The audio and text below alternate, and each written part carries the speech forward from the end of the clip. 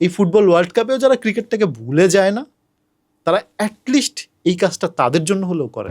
Recent time আপনি অস্ট্রেলিয়াকে হারালেন, সেই অস্ট্রেলিয়াকে হারানো সেই টিমটা আপনি জিম্বাবুয়ে গিয়ে সিরিজ হারলেন। আমাদের থেকে ভালো ক্রিকেট খেলে তাদের থেকে আমরা কিন্তু শিখি।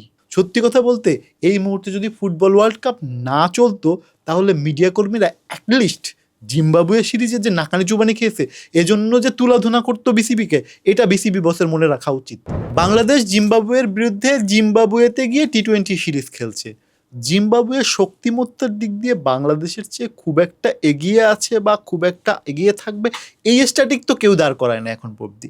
কিন্তু সবচেয়ে অবাক হয়েছি টি-20 দলের কোনো এক্সপেরিমেন্ট দেখে। টি-20 দলেও অস্ট্রেলিয়ার সাথে যে টিমটা বাংলাদেশের মাটিতে টি-20 খেলছে, ঠিক সিমিলার ওই টিমটাই খেলতে গিয়েছে কোথায়?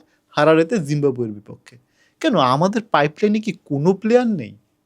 আসলে যে আক্ষেপটা আমার আজ থেকে 3-4-5 বছর আগে ছিল, যে পঞ্চপাণ্ডব, সেখানে জিম্বাবুয়ের ম্যাচ হোক, অস্ট্রেলিয়া ম্যাচ হোক, ইংল্যান্ড হোক, ওয়ার্ল্ড কাপ হোক, এশিয়া কাপ হোক, সব জায়গায় ওই 5 জন তারকা ফিক্সড করে রাখার যে প্রবণতা, সেফ সাউন্ডে খেলার যে প্রবণতা, যার জন্য আজকের বাংলাদেশ টিম এইখানে ঢুকছে, বিশেষত 23-এর ওয়ার্ল্ড কাপটা আমাদের যার জন্য এতটা মানে অগোছানো ওয়ার্ল্ড কাপ হলো, সেই জায়গা থেকেও কি একবার শিক্ষা নেওয়া যায় না?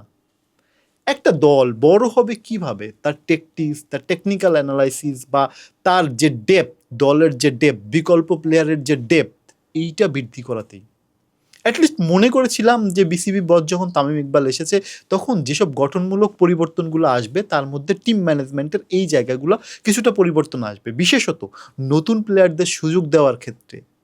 এই যে একবার সাকিব আল হাসান তো বলেই ফেলছিল যে এই যে মিরপুরের গ্রাউন্ডে যখন হতাশাগ্রস্ত গ্রাউন্ড ছিল, তখন কোনো একটা নতুন প্লেয়ারের যদি অভিষেক করান, তাহলে তার ক্যারিয়ারটা 5 ম্যাচেই শেষ হয়ে যেতে পারে। সেই জায়গায় রিসার্চ করার মতো স্পেস কোথায়? আমরা যখন ছোট টিমের সাথে খেলবো, আমাদের শক্তিমত্তায় যেসব ছোট টিম রয়েছে, যে বিশেষ করে জিম্বাবুয়ে আছে, আয়ারল্যান্ড আছে, নেদারল্যান্ড আছে, এদের সাথে যখন সিরিজ খেলতে যাবো, তখনই তো নতুনদের সুযোগ দেয়, তখনই তো নতুনদের জাতীয় টিমের সাথে গড়ে তোলার একটা মোক্ষম সুযোগ। কিন্তু বাংলাদেশ টিমের ম্যানেজার বা বাংলাদেশ টিমের কোচরা কেন জানি এই জায়গায় নিজেদের নিতে পারে না, এই জায়গায় নিজেদের নেওয়ার চেষ্টা করে না। এইটা কি আসলে ভিনদেশি কোচদের বদলতে হচ্ছে, নাকি বাংলাদেশ ম্যানেজমেন্ট ওইভাবে ট্রিট করতে পারছে না? সত্যি কথা বলতে আসলে লিগেসিটা কোথায়, এই বিশদ জ্ঞান আমার নেই। ক্রিকেট সম্পর্কে আমরা দর্শক পর্যায় থেকে যেভাবে দেখি, বা একটা পার্শ্ববর্তী বা যে কোনো আমাদের ইমিডিয়েট বড় দলকে যদি আমরা কম্পেয়ার করতে যাই, সেই সব জায়গায় কম্প্যারিজনে দেখি যে যখন ছোট দলের সাথে, বিশেষত বাংলাদেশকে অনেকে ছোট দল মনে করে, বাংলাদেশে যারা আমাদের থেকে শক্তিমত্তা উপরে আছে তারা বাংলাদেশকে ন্যাচারালি ছোট দল মনে করে, সে জায়গায়ও 2-4 জন নতুন প্লেয়ারকে ইন্ট্রোডিউস করায় এবং তারা ভবিষ্যৎ শাসন করে। আপনি একটা জিনিস খেয়াল করবেন, বাংলাদেশে যখন ইংল্যান্ড খেলতে এসেছিল তখন স্টুয়ার্ট ব্রডকে অভিষেক করেছিল বাংলাদেশের বিপক্ষে, এবং সেই ব্রড কোন জায়গায় ক্যারিয়ার তৈরি করেছে। বাট এই জায়গাটা আপনি ইন্ডিয়ান ক্রিকেট টিমের কথা চিন্তা করেন, ইন্ডিয়ান ক্রিকেট টিম যখন নতুন কোনো দেশের সাথে, ছোট দলের সাথে খেলতে যায়, তখন 2-1 জন নতুন প্লেয়ারকে ইন্ট্রোডিউস করায় যারা ইম্প্যাক্টফুল প্লেয়ার, ভবিষ্যৎ দলকে শাসন করবে। সেই জায়গায় বাংলাদেশের লিগেসিটা কোথায়? বাংলাদেশ কেন এই জায়গাটা গ্রিপ করতে পারে না?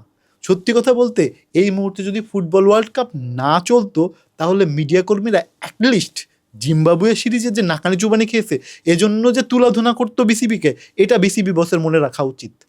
এবং এজন্য যে সমালোচনা হবে না, এটাও আমি বলতে পারছি না। কারণ জিম্বাবুয়ের সাথে এই হতশ্রী পারফরমেন্স, বাংলাদেশ ওডিআই টিম, যে ওডিআই ফরম্যাটে Bangladesh one of the best team, recent time আপনি অস্ট্রেলিয়াকে হারালেন, সেই অস্ট্রেলিয়াকে হারানো সেই টিমটা আপনি জিম্বাবুয়ে গিয়ে সিরিজ হারলেন। মানে ক্রিকেট এতটা অনিশ্চিত হয়ে গেছে বাংলাদেশের কাছে। সত্যি কথা বলতে এইসব নাটকীয় জয় পরাজয় নতুন কিছু শেখাচ্ছে।